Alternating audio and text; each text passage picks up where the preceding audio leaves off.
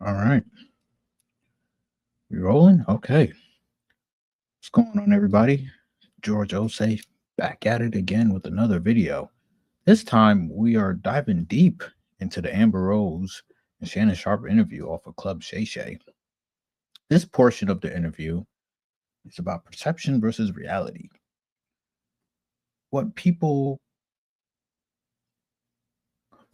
tends to happen, I notice with some of these celebrities, is that the ones who are able to keep their anonymity, people just seem to make up these narratives about them.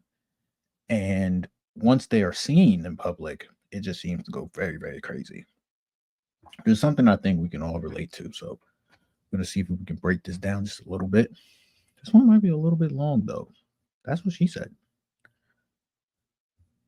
But we're going to get into validation. And let me see if I can set this up here. Throw this up on the screen. Okay. All right. Excuse me. All right. Here we go. 33. And it was at 9 years. Yeah. Yeah. Is that the biggest age discrepancy as far as you being older? Amber. Let me find out you passing out 9 and Jolly Ranchers to get these. Come on. No, stop. You got. Hey, man. Amber Rose out here is a cougar. 100% for sure. These young athletes, they got the paper. They can get her attention. This portion is about age gap relationships. Personally, I think age gap relationships are the wave. How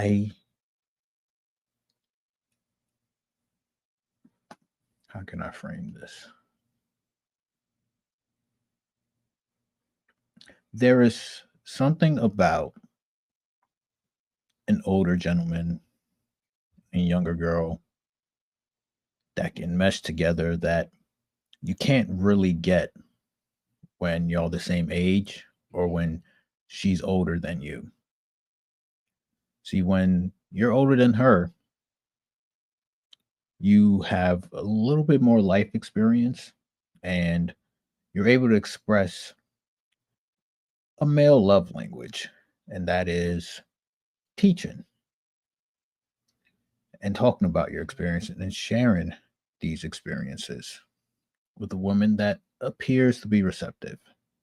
That is a great way that men can express love to a woman. However, if y'all the same age, chances are that your life experiences are, well, they're not the same, but women live 9 lives. Her life experience could possibly be higher than yours. And whatever you attempt to show her to express this particular love language, it's going to fall on deaf ears because she probably don't care. And then, of course, if she's older than the guy, then she definitely doesn't care. But here we go. Hold up. Let me bring it back here.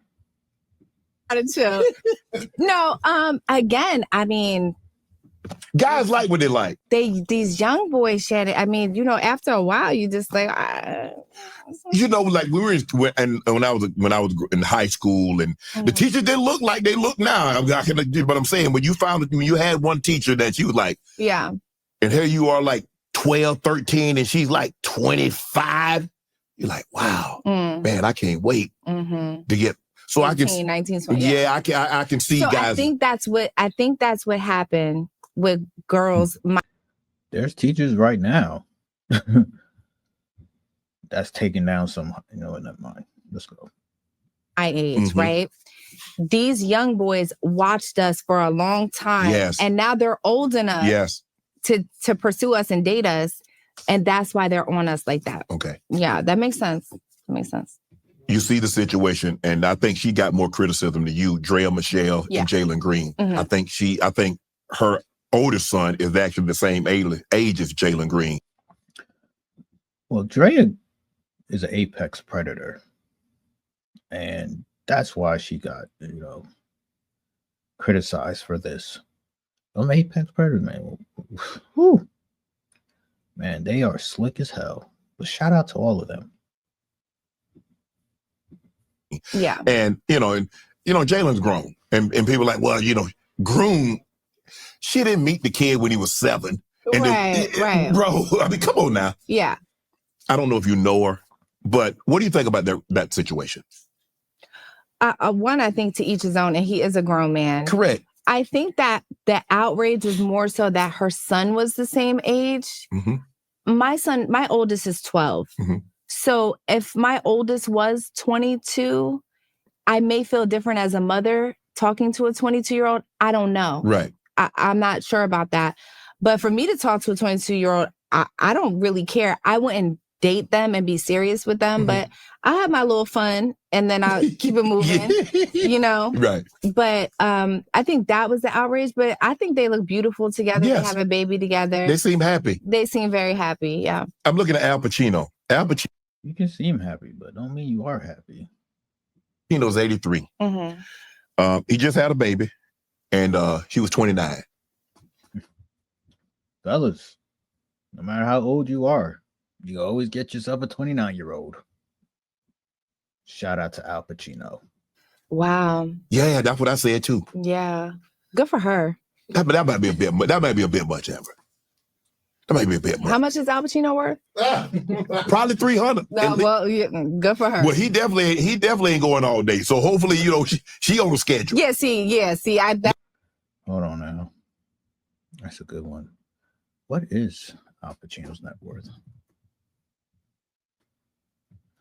Alleged net worth. Not 300. Yeah, 100. Allegedly. Shannon don't be pocket watching, right? All right. That's what I can't deal with. I can't deal with that. That's too old for me. I mean, God, well, you have to get somebody in his 20s or early 30s. That's not true.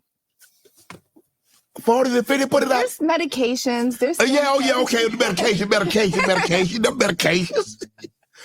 Shout out to Rose Sparks. Now, I did hear that one of the reasons why older men date younger women is because they don't need medication, because the young suppleness is all they need to report to duty, so to speak. I don't know how true that is, but I do like them young girls too, though. Let me ask you this. Yeah. When someone shares dating your youngest son's father. Yes. You'll be okay with, like, when other celebrities date people that you once dated. Mm-hmm. You be okay with that? You're like, you try to beat me or something like that. Do you get upset with it? Well, I mean, if you look at my track record, all my exes dated bad bitches after me. Mm-hmm. I was their initial bad bitch. Right. And then bad bitches want to date them because I dated them. That's just... This is right here very important. This is where validation is quite important. You see, women validate men just like men can validate women. Now, the way that women validate men is visually. You are with a very attractive woman. Other attractive women will see this and they'll somehow be attracted to you because they see that you were able to get someone that they deem respectable, attractive enough for you, for their status. It's quite interesting.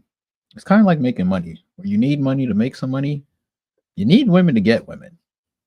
And the wise Floyd Mayweather once said, one girlfriend is too close to no girlfriends. Shout out to him. That's how the game goes. But they can't see you, though. What you mean? The one they dating after you ain't you. They try to replace.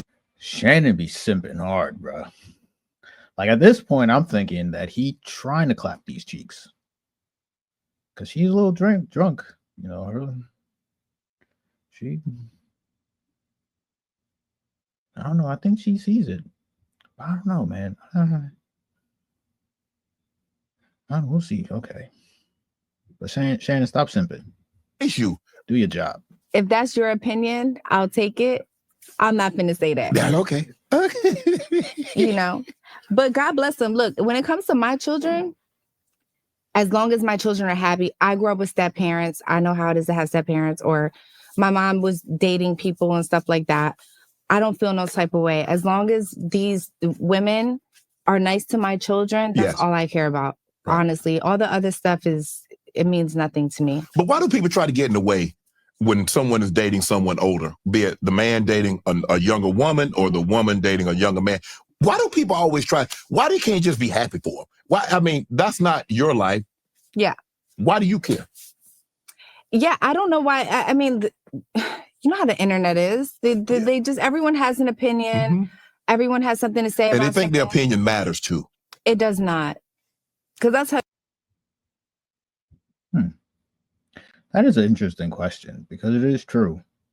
Age gap relationship seems to bother people. My only guess as to why age gap relationships bother people may be due to the fact that we coddle the youth too much. The term teenager is new, relatively speaking. I believe, I want to say at least,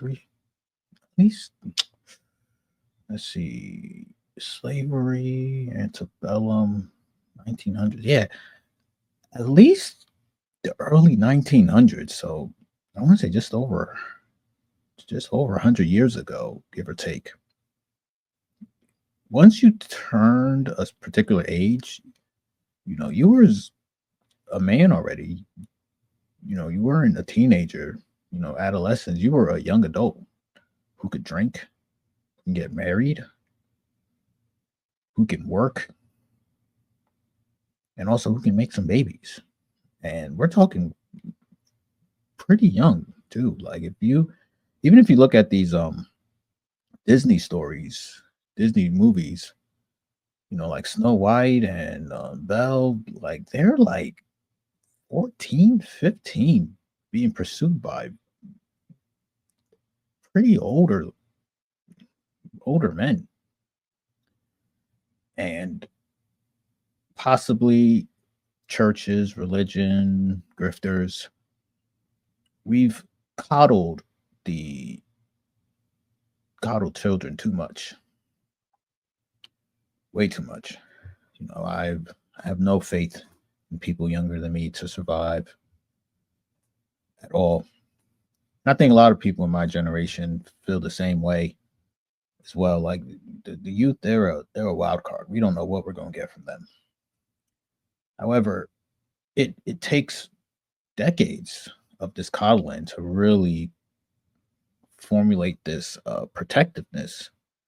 And I think that these age gap relationships, something that was the norm for almost all of humanity, we're now trying to steer away from that. And I think that is why people judge these things, whether fairly or unfairly. Society is forcing this by far.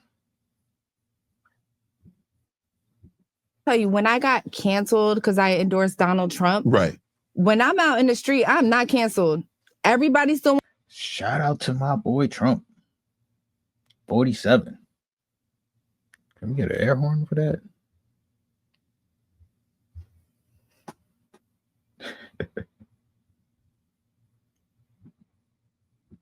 Wants pictures. Everybody's to me. I still go do, charity softball games, give out autographs, show up here, there, and the third. You would think it never even happened on the internet. So the internet is fake. It's just the loudest. They make the most noise. It is. Well, yeah, a lot of people on the internet are also fake. or bots, or even worse, people who act like bots. Yes. Those I are- had to learn that the hard way because I was thinking because everybody's had something negative to say, Amber, and I was like, damn. But then my sister said, Shannon, do you think you could be where you are? You're on ESPN. You got Club Shay Shay, you got Nightcap, you got all these sponsored advertisers. Do you actually think you could be this if all these people hated you? Exactly. This is true. This is one of the things about the internet that it's unfortunate, but it just happens. You're gonna have people that don't like you. And if you are growing in popularity, growing in outreach, majority of the time people will come through with negativity. And that is just part of the game. You have to have tough skin if you want to stand out on that ledge. And Shannon Sharpe has done that plenty of times. Amber Rose endorsing President Trump stood on that edge, and they got a lot of hate for it. But through that hate, there are people going to see that and respect it. So, just something to remember when it comes to this content creation game. Anything else from this one right here? Yeah. Can y'all see my screen? Look at them eyebrows. They're arched. There were some gems here, but man, them eyebrows. I'm glad she got the sunglasses on, because if she didn't have them sunglasses on, she would look crazy this entire interview. Damn. You know what's even wilder? Her out the shower when them eyebrows ain't looking like that. Just forehead tattoo and bald head. No eyebrows. And God knows what is underneath that neck. God knows. And once you really think about it, no. Everybody that could talk about you or me on the internet, when they see us, they would ask us for a picture. True. And they would be excited. Not one person I've met in the last 3 years since I've been on my own have ever said anything that somebody said to me on the internet. That's what I'm saying. It's all fake. It's all fake outrage. And you sit at home and you read it and you're just like consumed with it. You get all nervous and shit, and then you go out and you're like, no one really gives. They don't care. Give me some relationship advice. What's the best relationship advice you can give me, Amber? I'm hurting right now. You hurt right now? I'm hurting right now. Old poor hustler hard out. You trying to get somebody back? Hell, I might be trying to get somebody. Are you trying to get somebody? Yeah, I'm just somebody you can help me hook it up. I would say be a genuine person. Right. Don't be a liar. Okay. Don't be a love bomber. Okay. Spend some money. Girls like money, Shannon. They do? Yes. I'm a poor hustler. I ain't got it like that, Amber. You got it like that. You had Club Shay Shay for 3 years. You're fine. If you have money, you got to spend money on girls. If you want an upper echelon type of girl, you have to spend money. Okay. I completely agree with that, especially the money part. There was I want to say the legend. He's a legendary figurehead in the red pill community. I think his name is Adam Roger Curry. Let me read that.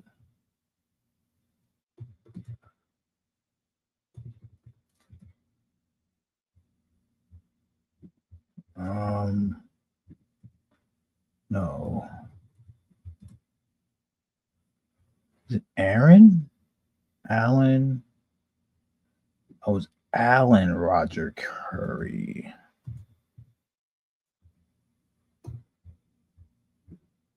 All right. Yes. Rest in peace to Alan Roger Curry. When it comes to honesty, he had this philosophy. I think it's called Mode 1. And it's fascinating, where he purposely skips mode 1. There's 4 modes for men. I think mode 2 is slow pimping. I believe. Actually, is it slow pimping? It might be like slow pimping. Mm. No, I think mode 2 is the passiveness of men, where you're not aggressive and you're incredibly passive, but this ideology, you'll be able to get to your goal eventually. The nice guy act. Then I think mode 3, sorry if I'm butchering this, but mode 3 is